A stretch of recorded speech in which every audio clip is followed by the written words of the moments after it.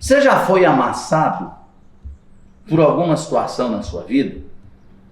Aquela situação que você sente que Deus está te amassando, que dói profundamente? Foi exatamente isso que Jeremias viu no capítulo 18. Deus amassando Israel, para fazer Israel uma nova Israel, um novo povo. Porque Deus não queria mais aquele Israel que entrou para dentro da Babilônia. Deus queria um novo Israel. E é no capítulo 18 de Jeremias que ele vai mostrar duras verdades a Jeremias a respeito do povo de Israel. Bom, vem comigo, não esqueça de assistir, de curtir e de compartilhar os nossos conteúdos. Um grande abraço. Hoje nós vamos falar sobre o que aprendemos na casa do oleiro. Jeremias capítulo de número 18. E é uma palavra bem conhecida, né? E nós vamos tirar algumas lições desse texto de Jeremias 18 que diz: palavra do Senhor que veio a Jeremias dizendo: dispõe-te, desce à casa do oleiro e lá ouvirás as minhas palavras. Desci à casa do oleiro e eis que ele estava entregue à sua obra sobre as rodas. Jeremias nasceu durante os últimos dias do reinado de Josias, o último dos bons reis de Judá. Judá teve muitos bons reis, Reino do Sul, né? O surgimento do profeta se deu nos dias do declínio moral, político e religioso. Gente, todo esse ambiente que nós estamos vivendo aí é propício para Deus levantar profetas, homens que digam a verdade, que pregam a verdade, que acima de tudo vivam na verdade, tá? E ele termina lá no exílio na Babilônia. Ele tinha a responsabilidade de entregar uma mensagem dura para os seus compatriotas, que eles deveriam conquistar os seus valores fundamentais e sua herança. Deus os escolheu ainda no ventre, né? Deus escolheu Jeremias lá no ventre da mãe dele, e muitas vezes durante sua carreira ele pensou em desistir, momentos em que Deus o reanimava.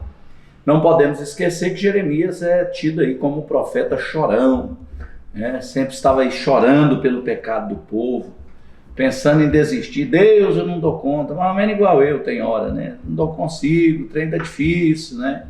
E Deus, não, vai, conforta e ajuda, né? Assim é a vida do profeta. Mas nós precisamos aprender algumas coisas dentro dessa casa do oleiro, né, gente? Então é o seguinte, a primeira coisa é, a casa é do oleiro, então a voz que se ouve é a dele, né? Quem fala na casa do oleiro é o dono da olaria, ele é quem dá as ordens, né? Então a Bíblia diz que ele desce à casa do oleiro para que lá ele ouça a voz do oleiro. E aqui o oleiro é exatamente a figura de Deus, que iria falar com Jeremias a partir daquele momento. Em segundo lugar, a gente aprende que tinha que haver disposição de Jeremias para descer à casa do oleiro, né? E ficar lá até acabar o processo. E era uma ordem, não era um pedido de Deus. Deus ele não pede, Deus ele manda, gente. Tem gente aí tratando Deus como se fosse um coleguinha de quarto, de escola, de faculdade. Não, não, Deus ele manda. Ele é o dono da vida, ele é o Senhor do universo. Ele é o cara que tem o mar na palma da sua mão. Ele é o cara que senta no globo terrestre e olha pra gente igual um grão de areia, segundo Isaías. Então, tem esse negócio de conversar com Deus como você está conversando com um coleguinha, não. Deus, ele é pai, ele é soberano. E você não conversa com o soberano de qualquer maneira, irreverente, de qualquer forma. Então, a voz que deveria ser ouvida era a voz do oleiro, né? Era a voz de quem estava lá. E era uma ordem, é para descer, Jeremias, eu te quero lá na casa do oleiro, e ponto final. Assim como Jonas, eu te quero em Nínive, não, mas eu vou para Tarso, tá, você vai para Tarso, mas eu vou te fazer ir para Nínive, porque eu quero que você esteja em Nínive. Então manda quem pode, obedece quem tem juízo. O oleiro estava trabalhando, essa raiz hebraica dessa palavra aqui, significa de quem forma, tá? Tá no versículo 3. Então Jesus ele veio e quebrou os protocolos da religião. Ele diz, eu vim para servir e dar a vida pelas minhas ovelhas. Por quê? Primeiro, o oleiro ele sabe trabalhar. Ele sabe moldar o barro. Ele sabe como fazer o vaso, né? Ele sabe como fazer as coisas. Então ele vai lá, ele coloca na roda, né, ou no torno. Com isso ele vai apertando e moldando o vaso. Esse é o processo. Começa a dar forma, né? Ele começa de dentro para fora. Então ele vai dando forma de dentro para fora. Isso é o que o Evangelho faz na nossa vida, né? Exatamente isso. Ele vai nos dando forma. E isso precisa ficar claro que o oleiro é Deus, né, dentro da olaria. E o vaso somos nós nas mãos dele. Então ele vai nos moldando de acordo com a necessidade. E aí ele vem fazendo o vaso de dentro para fora, né? Ele trabalha com as mãos, o oleiro estava trabalhando com as mãos, com os pés e com os olhos. Isso significa que tudo aquilo que é de Deus está voltado para nós. Que ele vê tudo, ele tem o domínio de tudo. O vaso não tem vontade própria, ele está trabalhando com os olhos, com as mãos e com os pés. Ou seja, os céus está envolvido em moldar o vaso, né? O Pai está envolvido em moldar o vaso. Ele leva ele para o fogo. Então tem todo aquele processo, eu não vou ficar falando isso aqui, porque muitos já sabem disso, mas aquele processo do barro, ir lá, escolher o barro, purificar o barro, levar o barro para o fogo, né? Tudo isso a gente sabe que são processos que a gente vive na vida, que a gente vive no ministério, que é Deus tratando o barro, Deus tratando o vaso. O oleiro, ele está ocupado na olaria. Ele está ocupado com o quê? Em dar forma ao vaso. Ele não dorme nem descansa. A Bíblia diz que o guarda de Israel não dormita. Então Deus está o tempo todo trabalhando para quê? Para que o seu povo seja transformado em vaso de honra, moldando os nossos vasos, as nossas vidas. Na olaria Deus mostra que nós somos pequenos. A falha não estava no oleiro. Se você ler Jeremias 18, você vai ver que a falha não estava no oleiro. A falha estava no barro. Por quê? Porque nós somos o barro, nós somos o problema do vaso.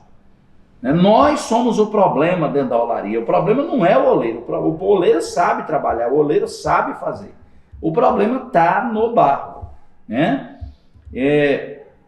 No original aqui não é quebrar, é estragar. Como diz lá que o vaso quebrou em suas mãos, não é. O vaso estragou, se tornou inútil. O vaso que era vaso voltou a ser vaso. Ele fez um outro vaso daquele mesmo vaso. O que significa isso? Quando um vaso que está sendo moldado se quebra, se estraga, o oleiro pode utilizar a mesma massa, porém o resultado final é outro vaso. Ou seja, ele vai pegar o mesmo, mas ele vai fazer dele um novo vaso. Ok? Deus não faz remendos. Deus não faz remendos. Deus não tapa buracos. Ele faz de novo, ele faz um novo vaso, tá bom? Assim como o oleiro quebrou e fez outro vaso, Deus mostrava a sua soberania. Ele fez outro vaso de que forma, gente? Segundo bem lhe pareceu. Segundo bem lhe pareceu. Ele queria Israel um novo vaso, Deus queria mudança. A olaria, gente, é uma mensagem de mudança, de transformação. Deus não queria Israel do jeito que ele estava. Essa era a mensagem. Deus estava levando Israel para dentro de uma olaria, que era a Babilônia, para tratar Israel, para fazer de Israel um novo vaso. E a pergunta que não quer calar é: qual tem sido a nossa Babilônia? Qual tem sido o processo que Deus tem trabalhado para se tornar olaria na nossa vida? Quantas coisas acontecem na nossa vida que é Deus dizendo: se eu não fizer, você não melhora. Se eu não fizer, você não se posiciona. Situações que se tornaram olaria na nossa vida, onde nós estamos sendo trabalhados pelo oleiro, A olaria é lugar de solução de problemas de todas as ordens, de colocar em ordem aquilo que se despedaçou. Se você está na olaria hoje, se você está sofrendo na mão de Deus, porque tem gente que sofre na mão de Deus, irmão. Deus faz a gente sofrer, tem hora. Porque o sofrimento ele vai nos moldando, ele vai nos dando formas diferentes, melhores. Que a gente possa aceitar esse processo da olaria. Israel se revoltou, Os profetas falaram: isso não, que nós vamos voltar. Jeremias falava: não vai não, 70 anos, pode comprar casa, pode comprar uns lotinhos de vocês aí, vocês vão ficar aí muito tempo, Por quê? Porque tem coisa que Deus tem que fazer. A gente é ruim, gente, o barro é ruim, a gente não presta não. Quem presta é Deus, a gente é ruim, a natureza nossa é ruim, Mas Deus vai trabalhando, Deus vai fazendo, com seus pés, com as suas mãos, com seus olhos sobre a vida da gente, vai nos colocando em algumas situações que se tornam olaria na nossa vida. Quando a gente sai de lá, a gente sai muito melhor. Às vezes as pessoas olham e falam: nossa, você saiu muito melhor daquela situação que você estava. Pois é porque Deus fez um vaso novo lá dentro, não?